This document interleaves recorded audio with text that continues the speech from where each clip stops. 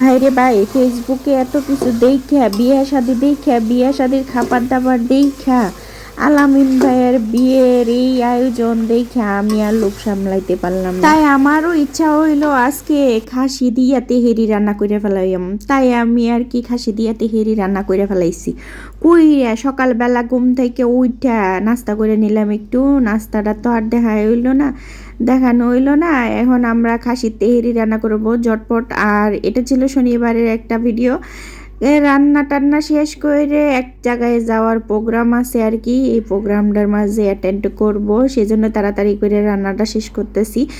তাই আর কি তেহেরিটা রান্না করে নিলাম। আর সব মশলা কিন্তু একসাথে দিয়ে দিয়েছি। আমি আর কিন্তু তেহেরি এভাবেই রান্না করি আমি। কে কীভাবে রান্না করে সেটা জানি না। এই তো জলও দিয়ে দিয়েছি।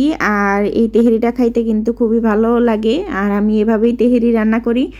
এই তো বিয়া শাদির ভিডিও এত দেখতেছি, মনে হইতেছে কেউ তো আর আমাদেরকে দাওয়াত করব না। তাই আর কি নিজের ঘরেই আর কি রান্না বান্না করে নিলাম। আর এদিকে দেখেন প্রোগ্রাম করছি, সকালবেলা যাব এক জায়গায়, আর এদিকে নেমে গেছে বৃষ্টি।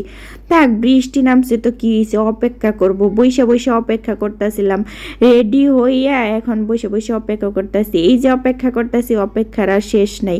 তারপরেও শেষমেশ যদি থামে তাহলে যাওয়ার ইচ্ছা আছে। এই তো বসে বসে অনেক দিন পরে বৃষ্টি দেখতেছি, প্রায় অনেক দিন পরে বৃষ্টি নামছে। এর আগে একদিন হয়েছিল রাত্রে, বেশি হয় নাই।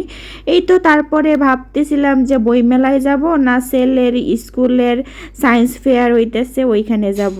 তাহলে ভাবলাম যে আচ্ছা ঠিক আছে, ছেলের স্কুলের সায়েন্স ফেয়ারেই যাই।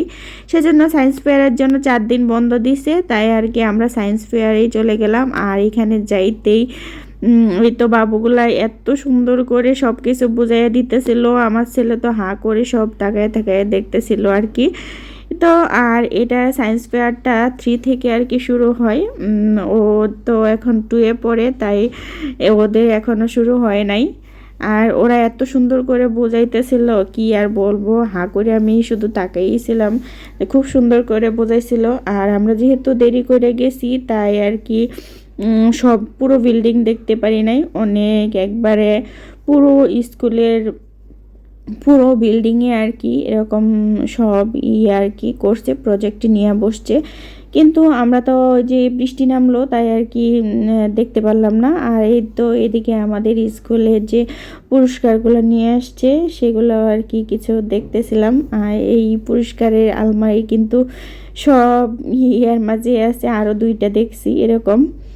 কিন্তু ছেলেকে বললাম যে আচ্ছা ঠিক আছে, তুমি একটু সামনে দাঁড়াও, আমি তোমার জন্য ভিডিও করে দেই।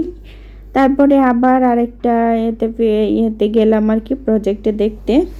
ওইখানেও ওরা আর কি দেখাইতেছিল আর বোঝাইতেছিল, খুবই সুন্দর।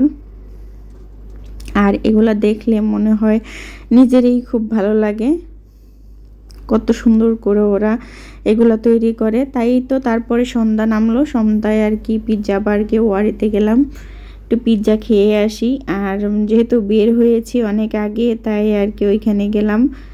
আর আমার ছেলে মেয়ে সবচেয়ে পছন্দের জায়গা হচ্ছে এটা। ওরা যখন আসে তখন এখানেই বসে বসে দোল খায়। আমারই কিন্তু খুবই ভালো লাগে এই জায়গাটা।